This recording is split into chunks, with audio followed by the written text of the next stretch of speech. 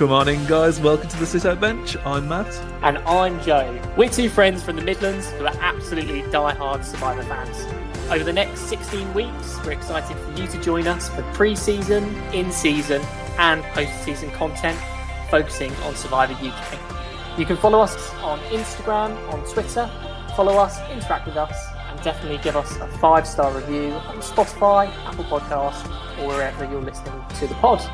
In today's episode, we'll be going tribe by tribe as we look at each Survivor UK contestant who's still in the game and analyse whether their stock has gone up or gone down and where they sit in the tribe.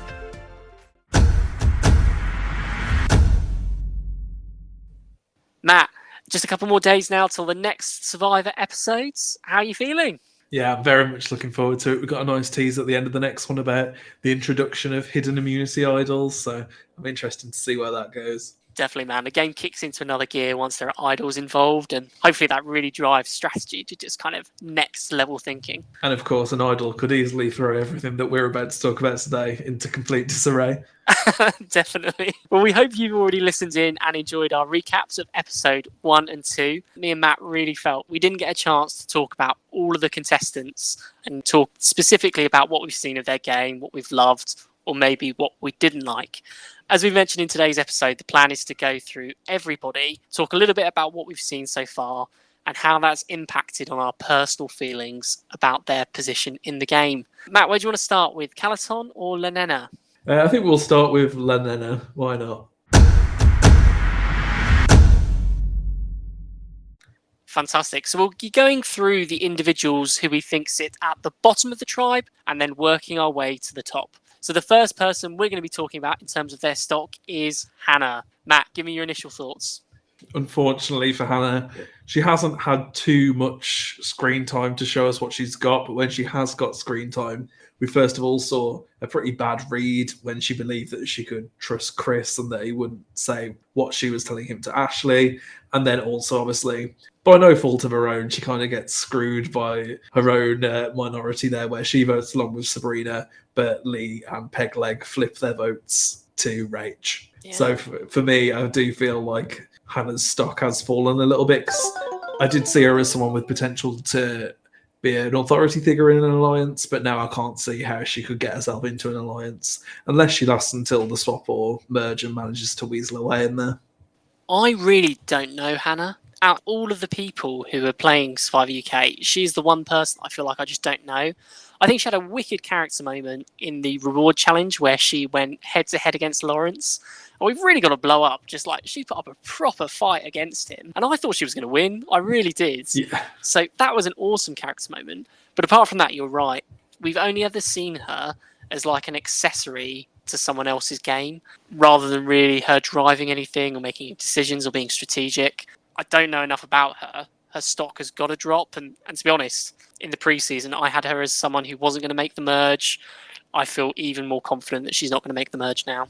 I will say, though, that Hannah is one of the people that had seen some Survivor before the show. So if there's anyone in the minority on this Nena tribe that's going to find that idol and flip the game around, for me, I do think it's probably going to be Hannah. Our next person that we'll look at their stock is Lee. Lee's a hard one because in terms of the value I attribute to him on my TV screen, his stock has risen massively. But I feel like in terms of his actual gameplay, I wouldn't even say his stock's dropped because kind of what I thought he would be is kind of what he is. He's very much what you see is what you get type of person. You took the words out of my mouth. As a character, he is my favourite character, I think. He's so petty and he's so cocky and he's everything I love. And he's got the villain moments. He's not a villainous person, but he's got the villain moments. Some of the things that happened this week, okay, he had his first rap moments. It's in the tally charts. We set the over-under, so that's there. He throws out some horrendous trash talk about calorie deficit and what that means. He also has some really great moments taunting a man who's just fallen on some lube. So, those are the things that are going to wind people the wrong way. And I think some of his biggest character moments happened after that Nena loss and after he let himself get distracted by his own personal feelings about Rach and couldn't stick to a majority, couldn't stick to an alliance. Although he's formed a friendship with Pegleg, it doesn't seem like there are many people, I think, that are going to come and back him, particularly on this Nena tribe where strength maybe isn't as much of an issue. In the next time clip where obviously they've just come back from tribal and he's calling out the tribe out, being like, oh yes, so all you guys have an alliance then, right? But it's like 4 days ago on that boat, 6 different people mentioned this is a game of alliances when Joel asked them a question. So I don't understand how people have got into this position, but I do think that he's potentially strong enough to keep himself in the game, but we'll have to see how it plays out. Yeah, the stock's definitely dropped. And I think if nothing else, he is carving out a great opportunity for him to be in that influencer boxing space. I could definitely see him at like the next undercard of a crossover event. But yeah, for Survivor, stock going down. So the next person on our list is Pegleg. Joe, what did you make of Pegleg? I initially in the preseason was pretty high on Pegleg. I thought he would definitely be a merge maker. I still think he is someone who's going to make the merge. When I think about what we've seen in terms of character moments, I've been really impressed with how he has performed in challenges. So particularly in that immunity challenge in episode 2, I think he was really, really instrumental in being able to swim out, being able to dive down and undo those knots. Feels like a valuable part of the tribe where it's not necessarily a strength dynamic, but still something that's really important. His failings are very similar to Lee, though. He's just not... I don't think he's going to be able to get out of his own way to be able to follow through on a strategy rather than just being led by his heart in terms of who he likes and who he doesn't like, which I think is obviously a recipe for not going particularly far. The one thing I am starting to get a vibe, though, from Pegleg is that potentially he could be that person who is dependable in a way in terms of being undependable. So you can always count on him not coming up potentially with a plan or a strategy. And I think that could mean that people were willing to take him a little bit further because the threat level isn't necessarily as high. Pretty down on Pegleg stock for me, Matt. Yeah, maybe in that Keith Nail sort of mould of player. I would say I'm even lower on Pegleg than you.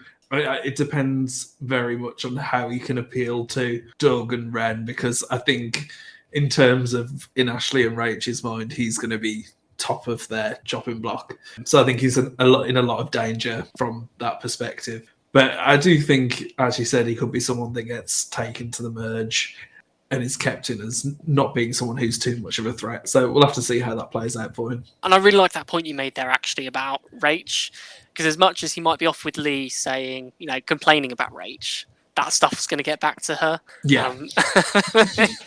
It's going to rub her the wrong way. Totally agree.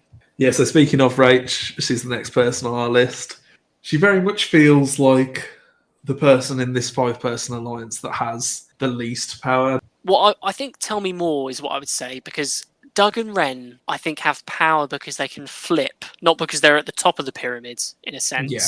But tell me more, why do you think Rach maybe doesn't have as much control? So in terms of your leaders, I think there's 2 sides to that. I think Doug and Ren have set themselves up well on one side, and I think Chris and Ashley are the other power duo, if you will, on the other side.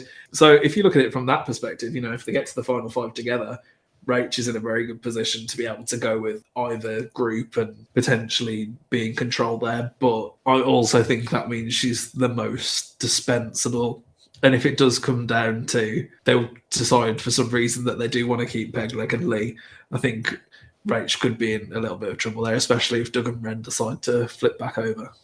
And you were really high on Rach coming in. She was in your final 4, wasn't she? Yeah, and I do still see everything that I could see. I also really don't like the content that she was given as well, to be honest. Yeah, I'm not getting the feeling that I'm not getting the main character energy, as you put it, unfortunately. But I hope that changes. And I do think Rach has the potential to completely win the game still, but it's just not what I'm seeing at the moment.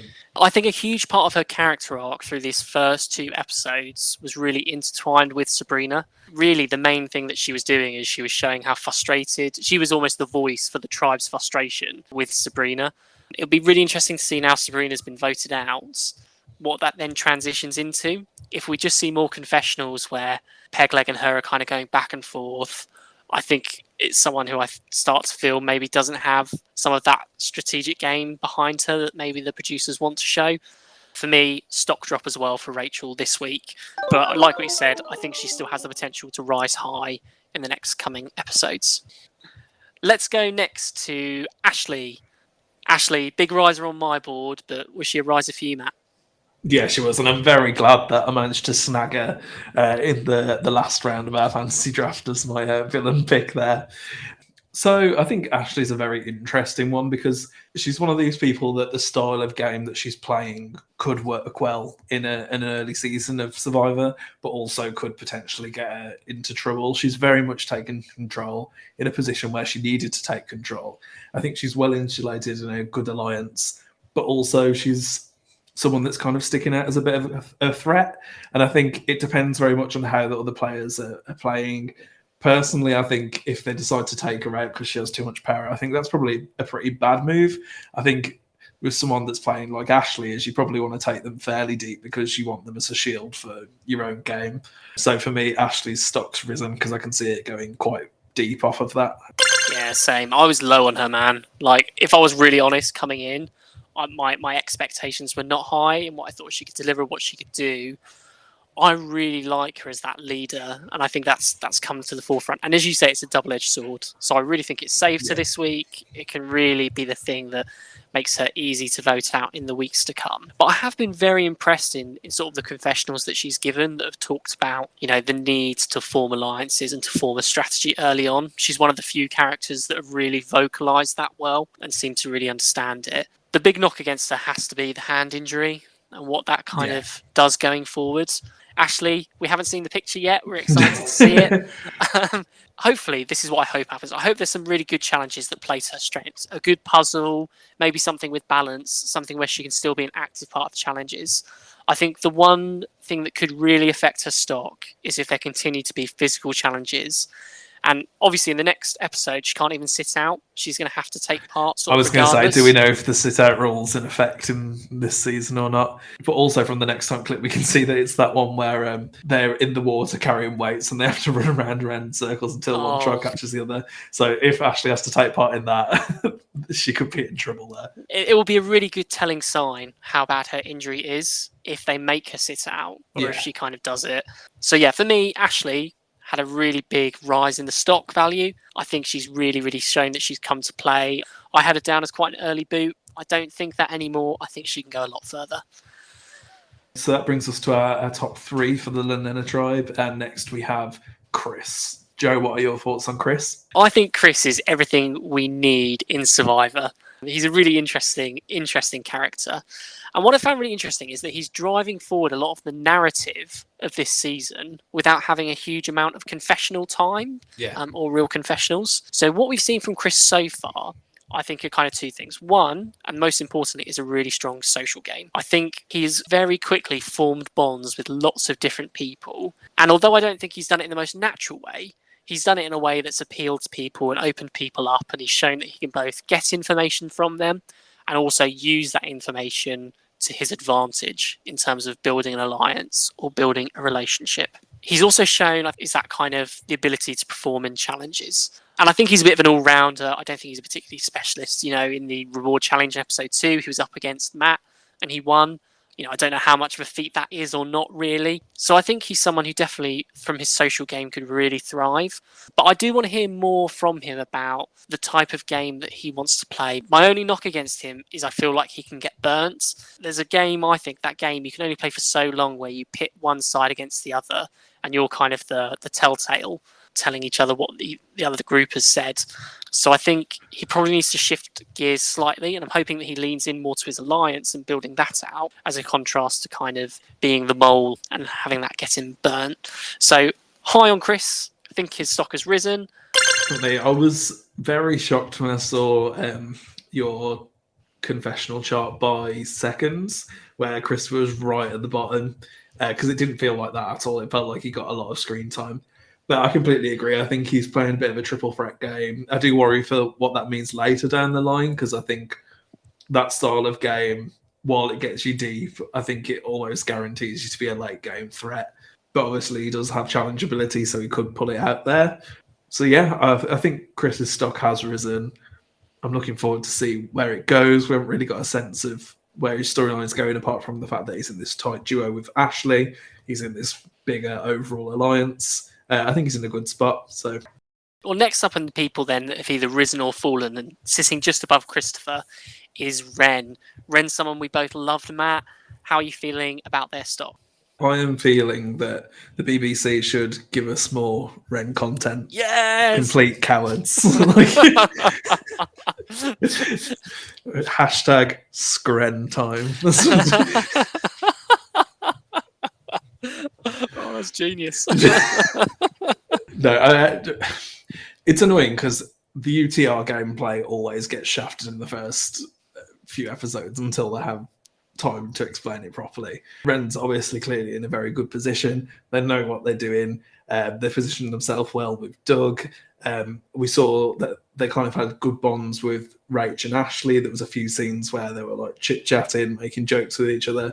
So yeah, I think they're in a very good position, and that's all we can really say until we see more. Yeah, and I don't have a huge amount to say other than I really like their game. I still feel very high on it. I think there's nothing that's happened over these last 2 episodes that's really made me question whether or not they're going to pull through on the strategy they kind of outlined in their bio. And somebody who seems to be well liked by all. The one character moment that I thought was really, really important is when in the Alliance, they really clearly said, if we're going to work together, then we have to trust each other. And, that means talking. And really like how they framed that in a way to gain more information, not just now, but also going forwards. So feel really good about the stock. Feel really confident about them still going deep. Potential Final Four.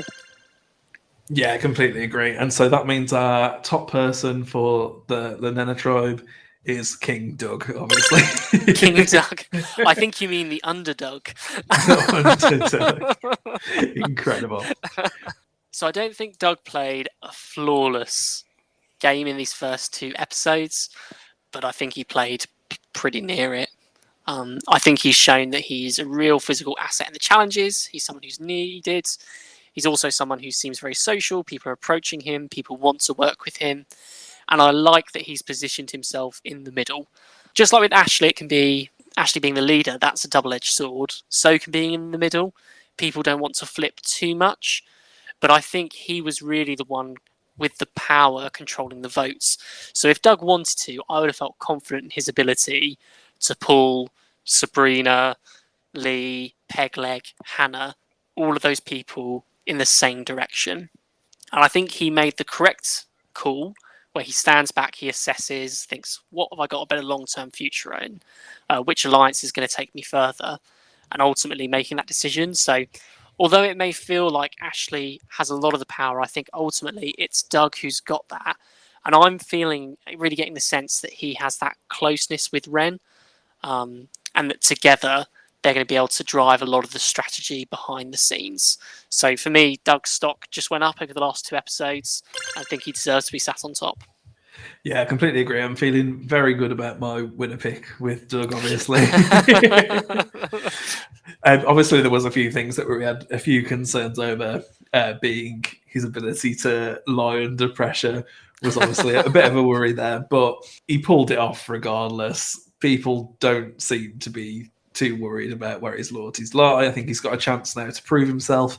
And also I wanted to say he doesn't come across like he's like a skyscraper, but he doesn't come across like that at all. Like even in confessional, he's the way his sort of body language is shrinking into himself. He doesn't come across as threatening. He doesn't come across as this big commanding personality.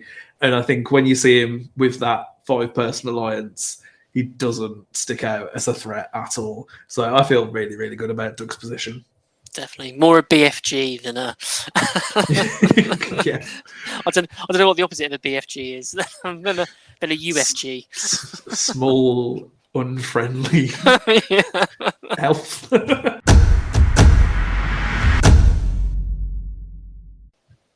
Let's move then into the Calaton tribe.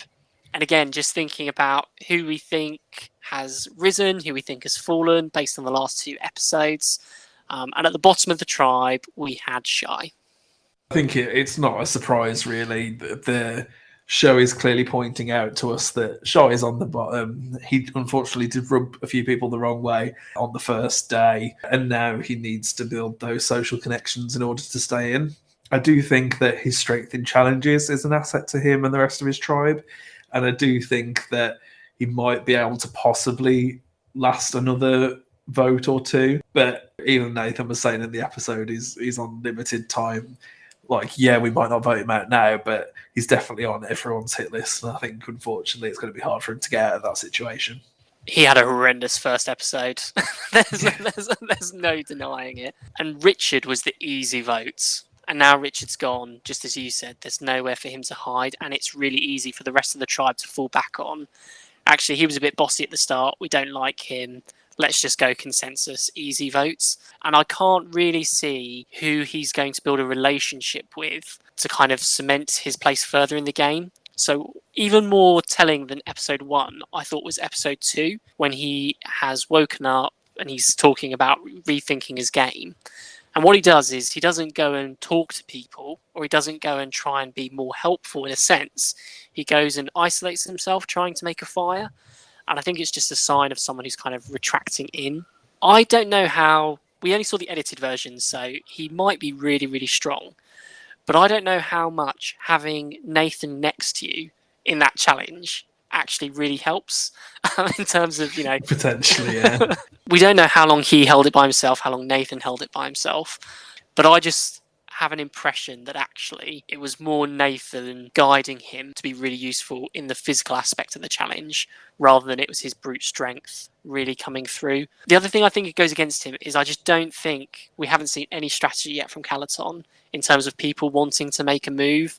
And maybe I've said this already, but it's again, who is he going to pull in? Do you ever see an alliance of Jess, Rachel, and Leilani and Shy? I don't. What combination of him and 4 other people would work? Yeah, I think Shy's only chance is to get in with Nathan, and I don't think that's going to happen, unfortunately. So I think unless there's a tribe swap and maybe you can get in with members of the opposite tribe, I don't think there's much you can do. Yep, drop for us then for Shy. Next on our list is Leilani. See, Leilani's stock rose for me. There was a lot there that I liked, but I still have a lower down than the rest of the tribe. So, first of all, she was very composed throughout all of it. She was not at all what I was expecting her to be. She clearly did some good social work with managing to get the votes off of her very quickly and onto Richard and Shy. Didn't seem like people were very willing and ready to go to cut her. So I think she's really bought herself another chance to try and prove her worth to the tribe. The other side of that is she's still clearly the weakest. And while I think in maybe an athletic challenge, a balanced challenge, I think she'll be absolutely fine.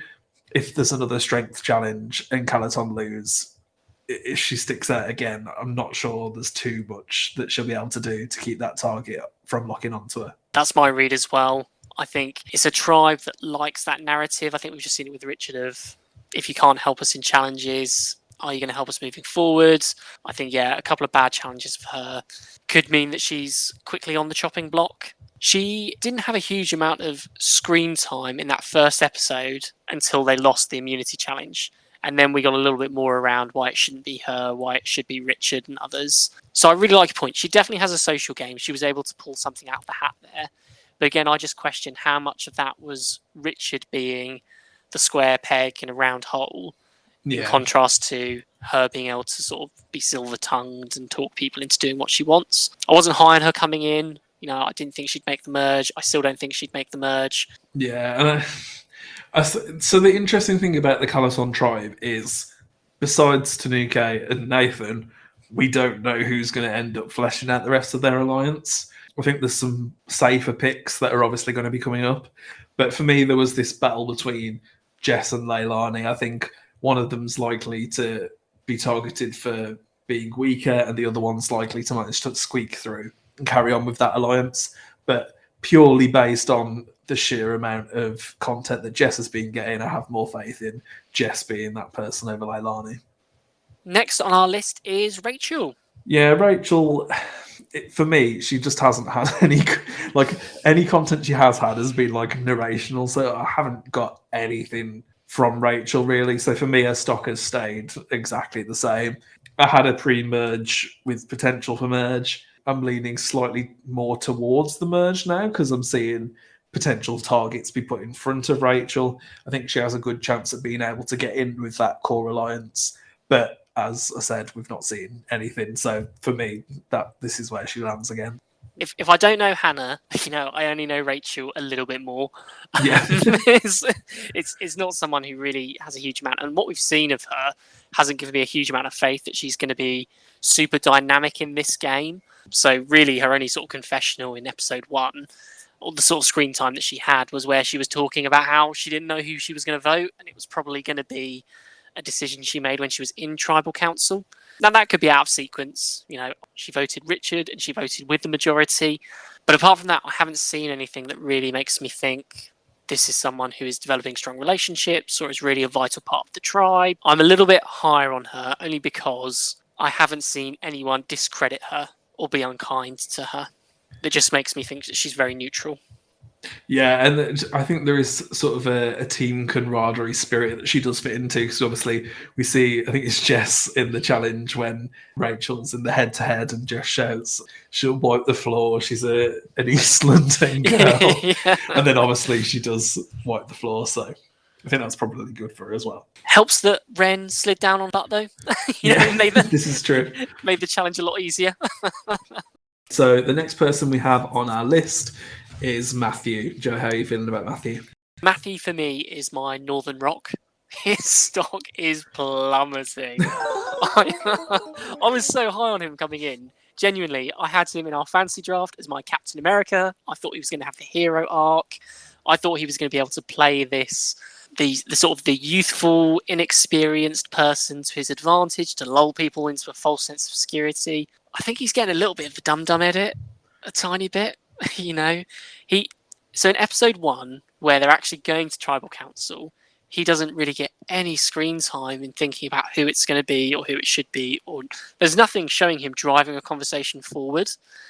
But then episode 2 comes around and they have him talking about how he needs to win the next challenge, talking about how long he wears his underwear for, saying, don't worry guys, if we lose, we can't get any worse. when someone can get voted out. He's having, for me, lots of dum-dum moments that just give me like real anxiety that he's not going to be able to pull out from the spiral that he's in. So for Matthew, I'm a little bit worried about that final 4 pick. I originally put him as making the merge, and I feel like he might probably still make the merge. So I'm feeling like his stock has stayed around the same level for me. I think it's good that we got to hear from him, but not good that none of it was strategy based. It's difficult because obviously we know that Lawrence and Rachel and Tanuke had all seen or researched the show before. Nathan's obviously in a very good position. It does make me wonder, where does that leave Matthew, and potentially he might be let go as someone who's not necessary for the tribe to continue forward, but we'll see what happens there. I think he could definitely be someone who is more involved in an alliance than Shy. Yeah. So there are definitely people below him that I think help prop him up on that totem pole and could have a good swap, could make it to the merge, you're right, and break lucky on that. Let's move now then to, I think, someone who for both of us has been a huge stock riser. Weren't very high on them coming in. Quickly becoming a pod favourite, though. Let's talk about Jess. Yeah, Jess is just fantastic TV. A really fun presence on the season. I have confidence in her content that she's going for, but also, more importantly, there's so many things that are being shown but not really pointed out that are just so great for Jess. We've seen so many one-on-one scenes where she's talking to people, she's making these bonds, she's clearly endearing herself to people. I loved when she woke up and she was saying how much harder it was, but it wasn't in a sense of, this is so hard, I'm going to quit. It was in a sense of, oh my God, this is so harder than I imagined it would be. It's kind of bringing people together. And I think Jess is someone that you want to take as far as you can. So while I do still have slight worries over if the numbers keep getting lower and lower, eventually she's going to be taken out because she'll be the weakest person left. But I just have the confidence that in any situation where she has a shot to get out of it, she will do, just because people like her. I love that you called that out. I love that you called out that she used her vulnerability to make connections with people and to make it a real us moment rather than a real me moment. And she is this season's narrator so far. She's been, like you say, calling things out. She's been on point with her reads. The only flaw in her game so far has been when Calaton was going to Tribal Council, her voting shy. You know, if that comes out, either Nathan and Tanuke don't feel that she's with them, or there's something like that. But in reality, I think she has a social game that I definitely massively underestimated. Yeah. And so, inverse to Matthew, her stock is rising through the roof. And I think someone that would be liked by a vast majority of people on either tribe. I think she has that personality where she's just going to blend in with everyone kind of regardless. Something with Jess as well. If people do, I mean, I assume people do know that she's the vote for shy, because I don't think she would see any reason to keep that from people. But just if she's not necessarily playing strategically, that's all the more reason to keep her in the game. And I just think her threat level's so low, but it's actually fairly high, because we were talking before the game about this dichotomy between respect and how well liked someone is and being able to get those votes at final tribal. And I think right now it's looking like she's got both. So I think she could very well be quite a big threat to win the game. Well, the next person we're going to talk about has equally a good chance, I think. Let's talk about Lawrence's stock. I don't have as much to say about Lawrence. This is purely based on the fact that he's acting the buffoon as he said he would in his cast bio. I think he's playing well. He's making some good relationships. People really think he's funny. And also we see him hanging around with Tanuke and Nathan and Rachel a bit. So I think he's kind of in the mix there. He obviously voted correctly. There's nothing that I've seen that gives me cause for concern for Lauren. One of my biggest worries coming in, based off his bio, was how much he loved to talk. Yeah. And there's a great Jackie Chan quote in Rush Hour when he says, "I like to let people talk who like to talk, and it lets me know how full of crap they are." and I was slightly worried that Lawrence was going to fall into that trap, that as much as he might try not to talk, he might just start talking and natter on and not really build kind of connections with each other, with other people. In contrast to what I think he's doing, like you said, he's playing a role, and actually he's being able to mask maybe some of the parts of his character that would switch people off from wanting to make a connection with him. There's no doubt he's very Ethan. Yeah. And that is an anomaly on this. But I think he's doing it in an endearing way. It doesn't feel condescending, or it doesn't feel kind of, like he's looking down on the other players in terms of their experiences and his. So that for me seemed like a real strength, that he was able to stay in that mold, that he hasn't broken out and kind of that he hasn't broken out. I think the other thing that really is going for him is kind of this idea and dynamics around strength. Like I said, I'm pretty low on Matthew. My faith in his stock is kind of dropping. I do think you're going to need another person there. If Shy and Matthew go, Lawrence feels quite natural. I think one other thing to focus in on right now as well is the kind of the gender divide, the kind of the 4-4 splits. So one of the things that I think I see is I don't see these four guys particularly meshing very well. Whereas actually I could see the four women sort of actually getting together really, really quickly. And whether or not that starts to play a part in who votes. But yeah, high on Lawrence's stock. Yeah, one other thing I want to add about Lawrence as well is if you took out his introduction package and you took out some of his confessionals and you asked someone to watch the show and you said, who is the smartest person on the island, I don't think Lawrence would be in maybe the top 10 picks, but he is absolutely the smartest person on that island. So I think he's playing into his perceptions really well. So above Lawrence then, in kind of second place in the tribe, if we want to say that, we have Nathan. Nathan's someone whose stock has risen massively for me. I thought he was going to be just the strong leader guy, prototypical Verge boot type, and he kind of is, but also he feels like he's much more as well. Like, he is playing strategically, although it's not like deeply strategically. He knows that he's in the leadership position. He's thinking all the time. He knows who he wants to put up as a potential person to go home. He's being honest to people's faces. He's controlling how people think about him. And he knows that no one's going to want to get rid of him because of the physical asset that he is. He's found a really close bond with Tanuki, and I just think he's in a very good position. And my read is exactly the same. Stock is soaring. I really like that although he's fallen into a natural leadership position, he's resisted being the leader. So he kind of called that out in one of his first scenes where he talked about he notices who wasn't doing the work, but he doesn't want to say anything. I think that's really good self-awareness in kind of what he wants to do. Totally agree with your reads. I can't see anyone voting him out who's still worried about a challenge. And I actually think he's come across as very genuine and very caring about all members of the tribe. Yeah. Which kind of avoids that usual sort of archetype of the meathead at the top who the people below him don't really care for. So I think he's had a really good couple of episodes. I feel really, really confident in him even more now. The pitfall is always going to be the merge. You know, that's always the moment when he can either pull through the kind of socially in that moment to say, I can still form relationships, or people will just see him as a threat and thus make him an easy out. But right now, I'm really high on his stock.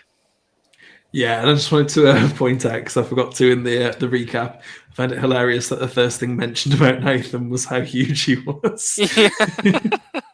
Guy is crazy. Yeah. That's okay. Nathan, send us some membership to your gym class. You know, we'd love to come and get into shape for the next season of Survivor with you. So the final person we're going to talk about tonight then, and sitting at the top of the Calaton tribe, is Tanuki. Matt, why is Tanuki the biggest riser in terms of stock?